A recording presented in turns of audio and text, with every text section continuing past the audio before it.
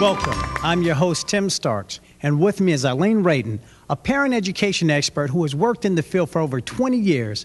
Eileen?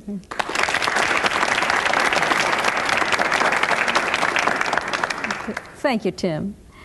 In this series, we'll look at some of the primary issues parents face in raising their children. Parenting is a skill, but like all skills, it is acquired and can be developed and improved. The children on our program are 5-year-olds, but as we know, many of the ideas that apply to young children are applicable to children of any age.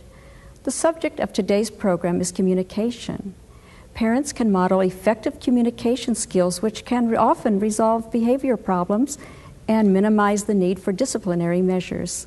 Tim? Let's watch a scene in which parents make decisions that will affect their child's ability and desire to better communicate. What would you do if you were in this situation? You're home early. Or the kids hate me. They don't hate you, Alicia. Don't be silly. No one wants to play with me. Oh, forget about them, sweetie. Besides, it's almost time for dinner. Where's the phone, Bill? They no one likes me. Well, what'd you do? Nothing. Well, you must have done something. Alicia came home feeling sad and left out. She needed to talk about her feelings with her parents. Take a moment to think about these questions. How did Alicia's parents respond to her? What did Alicia really want from her parents? And what would you have done in this same situation if she was your child?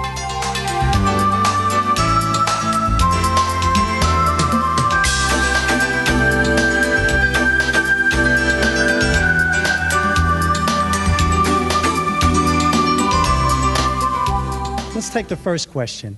How did Alicia's parents respond to her? Before Alicia said anything, it was obvious something was wrong.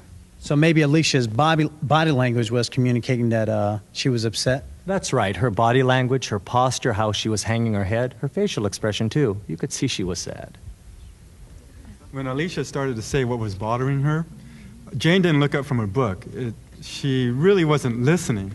Excellent point. Listening is very important in good communications, right, Eileen? Oh, yes, it certainly is.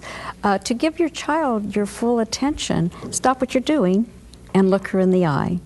This tells her that what she wants to tell you is important to you, validates her thoughts and her feelings, and gives her a sense of self-worth. I agree. If Jane says the right things, but her body language shows Alicia that she's not interested, it's basically the same thing as not listening. Because I noticed that after Jane had told Alicia that the kids don't hate her, then she just totally, she just, dismissed her and then totally ignored any kind of reaction that Alicia might have wanted to make to her. Well, I was just trying to make her feel better, though. Yeah. All the kids don't hate her. She just thinks they do. Maybe you should have comforted her. Given her a big hug and left it at that. Well, a hug, would that have worked, Jane? I disagree. Saying, forget about them isn't helping Alicia. She needed to express her own feelings. Since she's only 5, maybe she doesn't know the best words to express her feelings. Does age matter, Eileen? Is that important? Yes, of course it does. And often parents expect their young children to know how to say how they feel like an adult. Instead, we need to help our children find the words that describe their emotion. Listen for the feeling she's conveying and then reflect back. So when she says to you, "Everybody hates me," you might say, "Oh, you sound sad and lonely." This helps her to feel understood. And also it acts as an invitation to her to tell you more. Good point. Jane, I could tell that you were trying to make Alicia feel better, but by calling her silly, you made her think that her feelings were silly. Do you see what I mean? Yeah. It seems that it would be best for Alicia if you guys just listen to her express her feelings without saying if they were good or bad. That's what my parents did, and I thought that was the best way. Oh, that worked for you, huh? Yeah, my parents made it very, very clear what was good and what was bad. That was their way of teaching me morals. Excuse me. Your parents did it one way, mine did it another, okay? And as a parent, I'm doing it yet another way. Raising, changing the way you raise your children isn't a betrayal of your own parents and how they raised you. It's just doing the best thing for your children the best way you know how.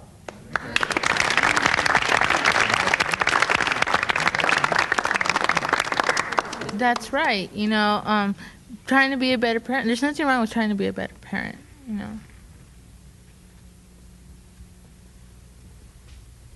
I think that Jane and Clarence should just, just try to work a little closer with Alicia. Help her solve her problems. That work, Eileen? Helping, working together? Oh, yes. Problem solving is an excellent idea.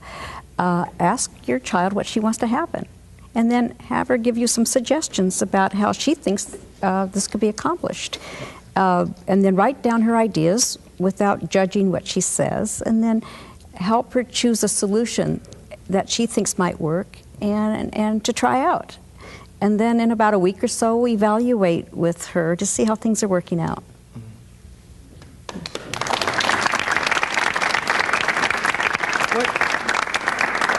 What about Clarence's response to Alicia? He's sitting up there waiting patiently. Well, Clarence acted like it was his daughter's fault that she didn't have any friends. Oh, no. My mind was preoccupied with paying our bills, and Jane had to study for this test for this class she's got. Alicia's got to learn to respect our time too. Well, Eileen, is that important? I mean, parents to have their own time? Oh, yes, of course it is.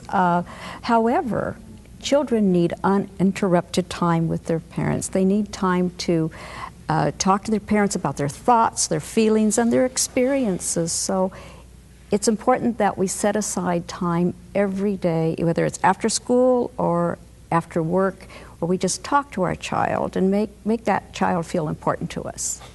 How's that sound, Clarence? Yeah. I think I can do that. I would like to add another thought here, that it's important that we start speaking and listening to our children when they're young.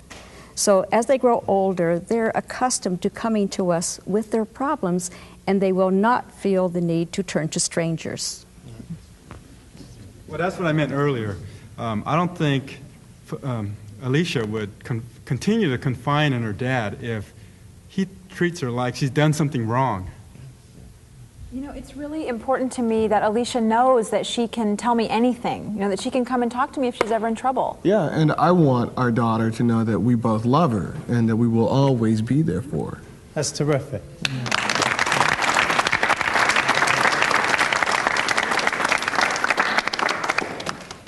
Before we review, I would like you to keep this thought in mind, that raising children is a process.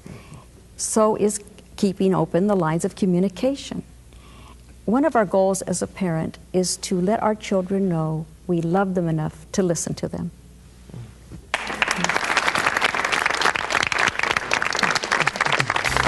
Which of the following three choices would be appropriate for Jane and Clarence? Think about why these choices would help Alicia communicate and teach her that her feelings and ideas are important and valid. A, Jane could acknowledge Alicia's feelings without commenting or judging them. B, Jane could give Alicia a hug and tell her not to worry. C, Jane could make eye contact and really listen to her daughter. D, Jane and Clarence could help Alicia find words to describe her feelings, then help her think of ways to solve her problem.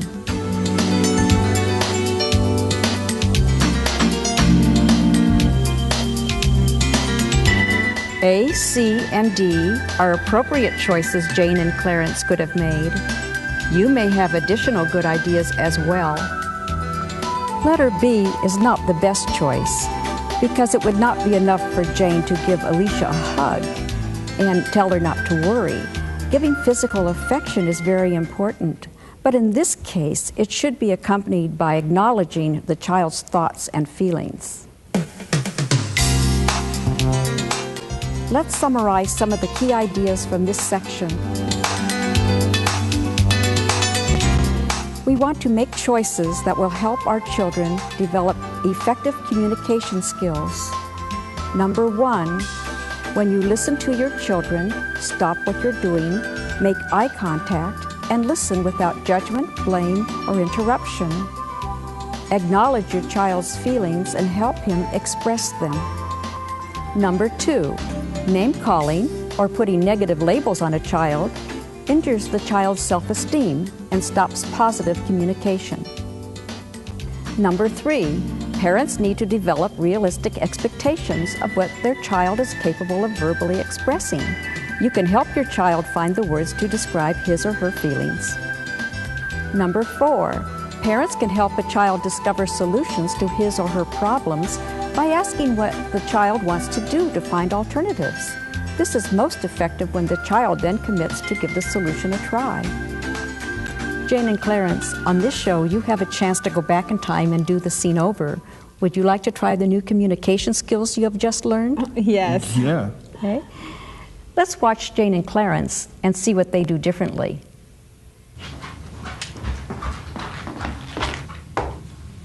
What's wrong, sweetie? All the kids hate me. I can see you feel really sad. Yeah, because no one wants to play with me. Oh, you're feeling left out, aren't you? Yeah. Hey, where's the phone, Bill? Daddy, no one likes me. Hey. Sounds like your feelings are hurt. Yeah. Well, why don't you come sit up here?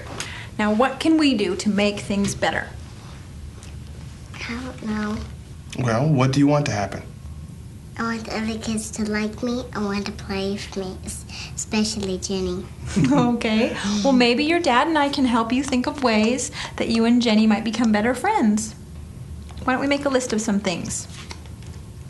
What can we do? I can buy her some candy. Okay. What are some other ideas? I can let her play with my toys. Have you told Jenny you want to be her friend? No, but I can do that. Good idea. Will it be okay if I invite her to come over? That is a great idea. Mm-hmm. Okay, now which would you like to try first? I'll see her to play. Okay. How about this? Tomorrow, we'll go over to Jenny's house and I'll ask her mother if she can come over for the afternoon. How does that sound? Yeah, I hope she can come over. Okay. And you know what? If that doesn't work out, we'll figure out something else. Okay? Okay. Okay. Okay. Jane, Clarence, how did you feel? Well, I felt good because Alicia knew she could talk to us. Yeah, and I think we helped her feel better. Now we're going to see another scene. Let's watch closely. What would you do if you were in this situation?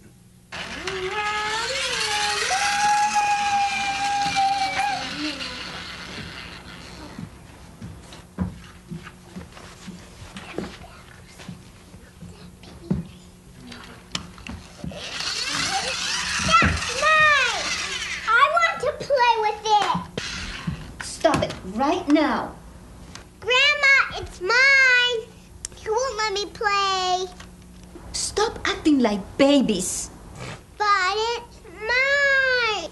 Shut up, stupid. Patricia, you are a very bad girl. Mom, I want my truck. Too bad, Carlos. No more playing. Now clean up.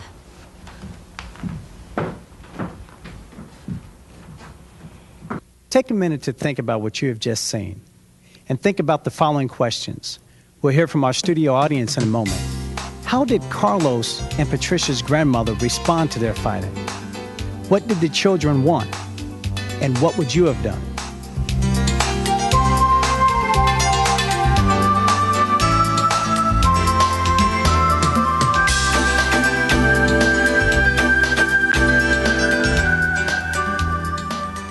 Okay, let's start with how Yolanda responded to Carlos and Patricia. She stopped them from fighting. I think that was the right thing to do. She had to get their attention somehow. I mean, you can't talk to someone who's not listening. Very true. But what happened after Yolanda got their attention? Now that's where I think Yolanda could have said something else. I mean, calling them babies. That didn't help the situation. It only made them feel bad about themselves.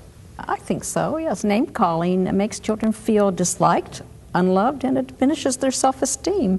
And we know that ridiculing and shaming really does not teach children what we want them to learn. Name calling probably cuts off further communication too. I wasn't thinking of all that. I just wanted them to stop fighting. Yeah, but that's where we, as parents and grandparents, should have the maturity to think it out. I mean, you know, how will my words affect my children? You got to think about that. Not only words, but tone and volume affects it greatly. If you say something in a constructive but angry and loud tone, it won't help at all. Excellent comments. Yolanda. Well, since Rosa goes to school during the day and works at night, I watch the twins. And they tire me out. They would tire anyone out, Mama. Always fighting. Always. Maybe if you helped and encouraged twins to communicate with each other better, you know, they would solve some of their differences without having to fight.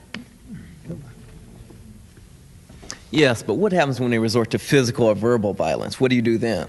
What happens then, Eileen? Well, parents need to control the children's behavior. Physical and verbal aggression should be completely off limits. Instead, try to help your children learn to talk to each other, to express their needs and feelings. Yes. I know we haven't talked about this yet, but, you know, I think that when, Yolanda, I think that when you called your little granddaughter a bad girl, I think that just made the situation worse. I think she was bad for calling her brother stupid. There's a difference here. Patricia was not a bad girl. She was an angry child whose behavior was inappropriate. It's crucial that we separate the child from the actions, that we focus on the behavior and not on the character of the child. So you can say to her that you don't like it when she calls her brother a name, and tell her when you call Carlos stupid, it hurts his feelings. Yeah, another thought about name calling is that I've noticed children, they learn by example. So if you call your child a name, then you know, he's going to think it's all right to call other people names. I was thinking, what if you discipline a child by using positive words? Tell him or her what you want him to do instead of saying, don't do that all the time. Yeah, what about positive reinforcements? Eileen? A good formula for communicating to children is to first talk about how their behavior affects others, including yourself, and then guide them into some positive actions. So you can say, when I see fighting, I really get upset. And then you might say, I think that you know how to figure out how to get along. And then help them by guiding them into problem solving to see how they can resolve their differences.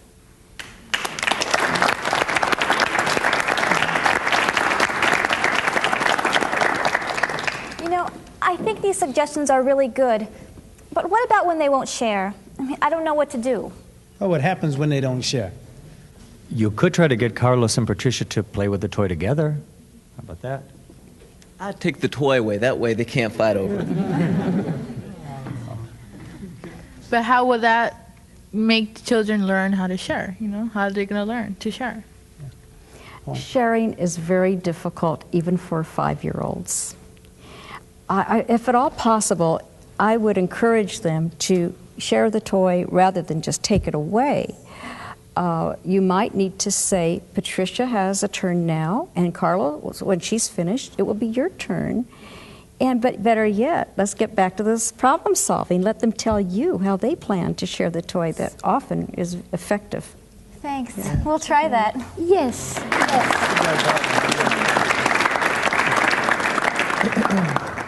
Remember that parents are different, and there are many different ways to raise children.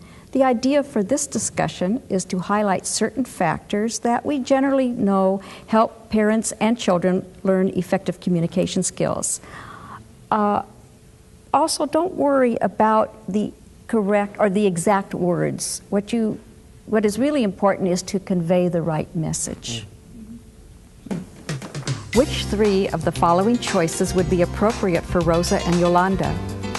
Think about how these choices would improve Carlos and Patricia's ability to communicate and get along. A. Yolanda could acknowledge the children's feelings of anger and hurt. B. Yolanda could explain how Carlos and Patricia's actions affect each other and also how their actions make her feel. C.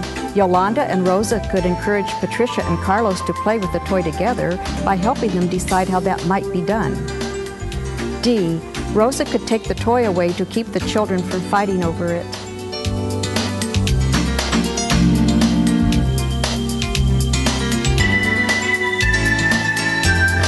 A, B, and C are the most constructive choices for Carlos and Patricia's mother and grandmother.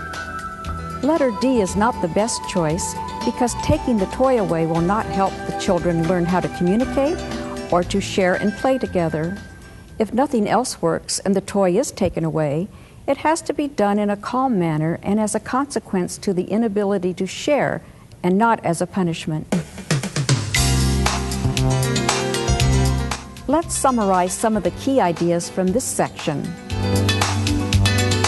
Number 1, by setting limits, parents let their children know what behavior and verbal expression is not acceptable. Number 2, shaming, blaming, or ridiculing a child discourages him and makes him feel hurt. This does not help him learn. Number 3, explaining how your child's actions make you feel or affects others is a very good way of teaching him how to communicate better and behave appropriately. Number 4, center your attention on the specific behavior which needs to be changed, not on your child as a person. Number 5, tell your child what to do using positive terms and phrases instead of telling him what not to do. Rosa and Yolanda, would you like to go back and relive the scene? Please. Yes. Let's see what Rosa and Yolanda have learned.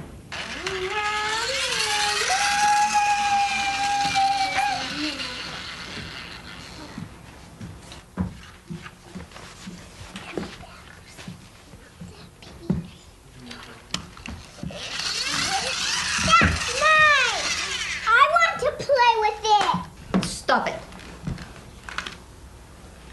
Pushing and hitting is not okay. Grandma, it's mine. You won't let me play. But it's mine. When you two fight with each other, it makes me very upset. I want you to play together without fighting and to share your toys. But it's mine. Shut up, stupid. Patricia, it hurts your brother's feelings when you call him names. Are you angry because you were left out? It sounds like you really want to play with that toy. Yes, I want to play with the truck too. Okay. Why don't you tell Carlos what you want? I want to play with the truck too. Can't we share? Oh, Patricia, that's a great idea. You'll take turns. You put the foot first, then I get back. Okay. Carlos, I'm so proud of you for thinking of a way to share. That was really grown up. When you two share, it makes you, Mama, and me very, very happy. Rosa, Yolanda, what do you think? I'm relieved. And I think they listened to me better. It was easier than I thought it would be. And I love it when my children get along. Oh, that's great. Let's put together the many ideas we've learned today. Number 1, actively listen. Number 2, acknowledge feelings. Number 3, avoid name calling. Number 4, have realistic expectations. Number 5, help problem solve. Number 6, set limits. Number 7, avoid unkind words. Number 8, explain the effect of the child's actions. Number 9, focus on behavior, not the child. Number 10, be positive. These 10 concepts can help improve communication with your children.